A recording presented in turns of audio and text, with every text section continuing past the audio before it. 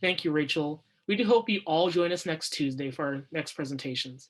Our next presenters will be presenting on how we can help to reimagine food systems together. Thank you.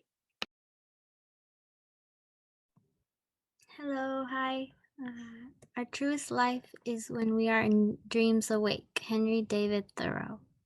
Next slide, please.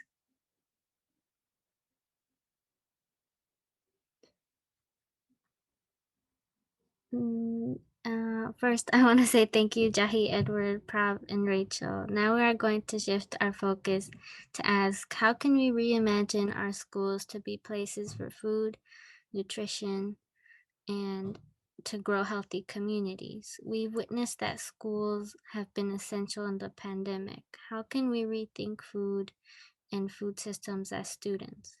How do we learn about food and the role for schools to support our school communities growing healthier and more sustainable? Regenerative schools, reimagining students and schools within our global ecosystem. Next slide, please.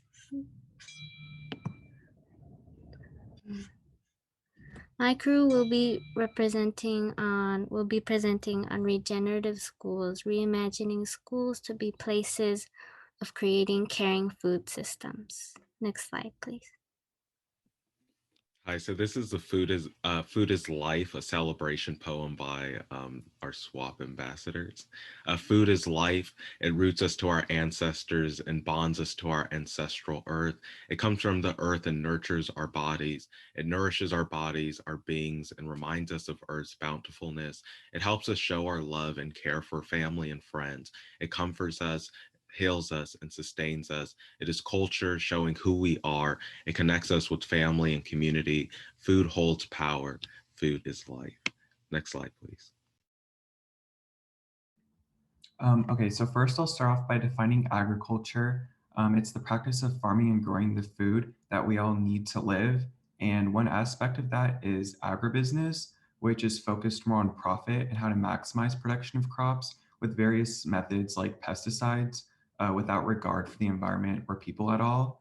And then another kind is regenerative agriculture, which uses more sustainable farming practices that are better for the environment, increase soil quality, and improve the soil's ability to capture carbon through carbon sequestration. Next slide, please. Community food systems are important because there are many constraints to communities getting food that is both nutritious and promotes wellness, such as the lack of affordability, lack of convenience, lack of time or mobility, lack of knowledge, etc. Currently, 1 in 4 Californians, that's about 10 million people, suffer from food insecurity, although California produces about 13% of our nation's food. Next slide, please. Like Fona was saying, California is an epicenter for national food production, but the problem is that not everyone can access it. What was 1 in 5 residents experiencing food insecurity has increased to 1 in 4 after just a year of the pandemic. Children constitute about 20% of those food insecure in California. Oh, next slide, please. We live in a world where fast food culture believes bigger is better, and our current economy is based on profits and not health. Food portions have gotten bigger over time, just like you can see in the picture that the average bagel had a 3-inch diameter 20 years ago, now has a 6-inch diameter. How bigger will the food be in the next 20 years? Or maybe it'll get smaller now that people are taking more green action. We have a culture that is more concerned with getting food fast rather than having food for medicine or nutrition.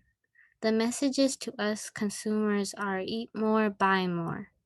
And the negative impact is harmful as it fosters unhealthy eating habits that can lead to heart disease, diabetes, and obesity, just to name some. Also, a food system with little regard to healthy soils and healthy water or climate change impacts. Next slide, please. Overconsumption and food for profit has an impact on climate change. Food production is responsible for 25% of global greenhouse gas emissions.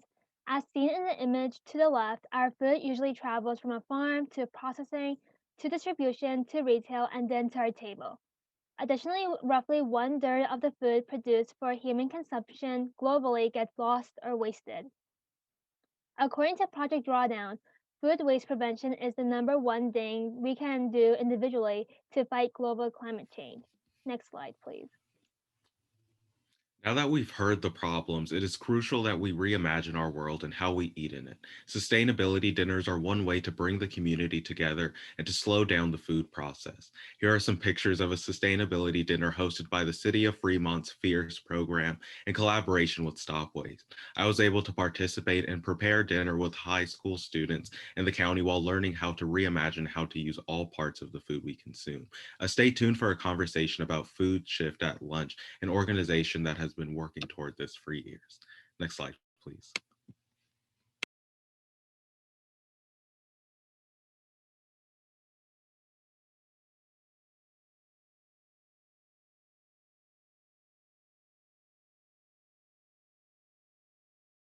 Beatrice, I think you're muted. Thank you. How embarrassing. I had the honor to hear from Sagorte Public Land Trust last fall at the Bancroft Middle School Creekside Nature Garden. And Karina Gold, there was also a slide that shared that Karina Gold, one of the co-directors, said no one was hungry or homeless before colonization. And before colonization, there wasn't genocide or poverty, but we know that in the picture, all of the East Bay is on Ohlone land. Indigenous people are not a community of the past. They are present here and thriving now, and we can support them. Next slide, please.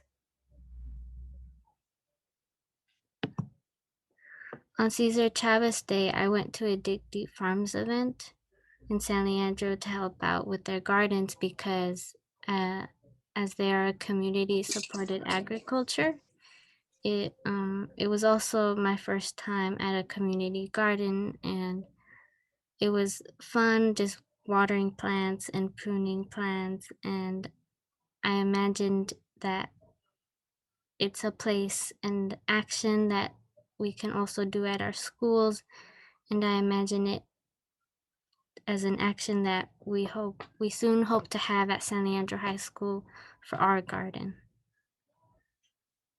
Next slide, please. When we create sustainable food systems, there are many multiple benefits.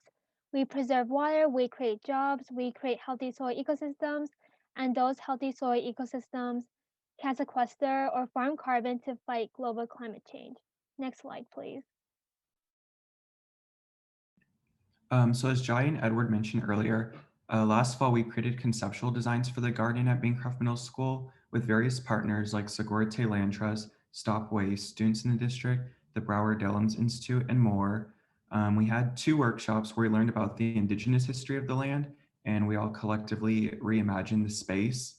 Some of our main ideas included promoting food sovereignty in the community, biointensive gardening to grow food in small and limited spaces, becoming a role model for how local and sustainable community food systems could look like, creating a space for everyone to learn from each other and about Indigenous people, and also a place for food gathering. Next slide, please. Our SWAP team at San Leandro High School applied what we learned from that experience to create a community garden at San Leandro High School. We explored all of our school's lands that could be transformed into gardens to fulfill our dreams of growing food at our own school. We shared stories of growing food at home with our families and how it felt like to go to community gardens in elementary school and how that felt like a field trip. Our dream is to create a biodiverse school learning garden that also grows food for our community. With the pandemic, we decided that our first step would be to utilize our science deck for a rooftop garden. Next slide, please.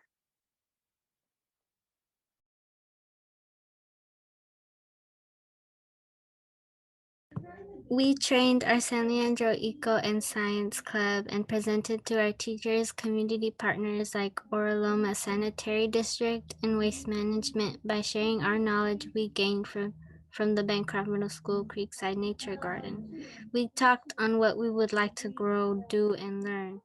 And at the center of it, we wanted to make our garden a place to teach others the importance of food and wildlife ecosystems to restore the earth and fight global climate change. At first, we thought of starting, or actually, skip that. Next slide, please. We are reimagining our school campus with our community and is currently planning to do vermicomposting or worm composting and to grow edible food as well as other plants. This garden will demonstrate the scientific processes as well as serve as a model for gardens to inspire fellow community members to start gardening with the hope that we all collectively grow our food to share with our community. When redesigning with sustainability in mind, we reduce our carbon footprint and fight climate change. Next slide, please. So one example of a school that's already growing food for the community is the Hoover Hawks Garden at a school in West Oakland.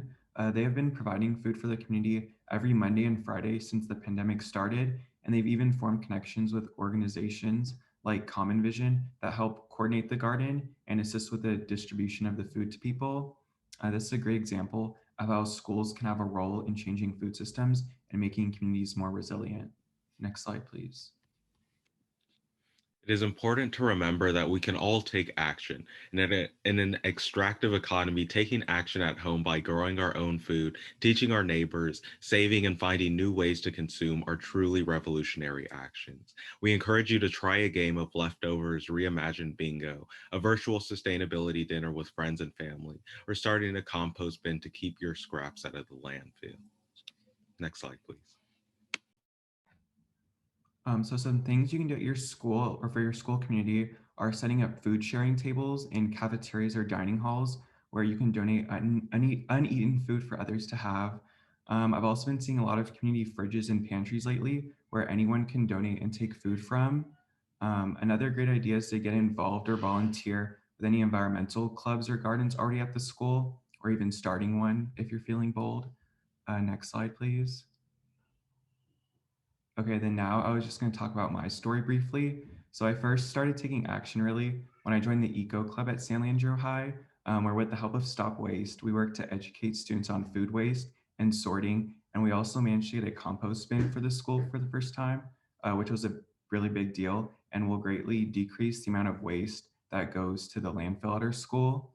And since then, I graduated and now I'm in college, but I'm still helping with Stop Waste to design the garden at Bancroft we've been talking about, and with events like these. And all this has inspired me to get involved with the Berkeley Student Farms on campus, which is a student-run farm group that grows food in various gardens around Berkeley and then donates that food to food pantries and people in need of it. And I also got a job on campus as well as a lab assistant in the Bowles Agroecology Lab, which is studying agricultural practices and how they can be altered and improved to promote soil health and to just be more sustainable overall. And yeah, that's my story. And yeah, I'm just excited for the future. Next slide, please. So join us for Food Action Crew this Wednesday, 5 to 6 p.m. for our regeneration talk on community food systems, where we will share some more stories and more importantly, you will have more time to share your thoughts, ideas, and solutions out on how we can have healthy food for all. Next slide, please.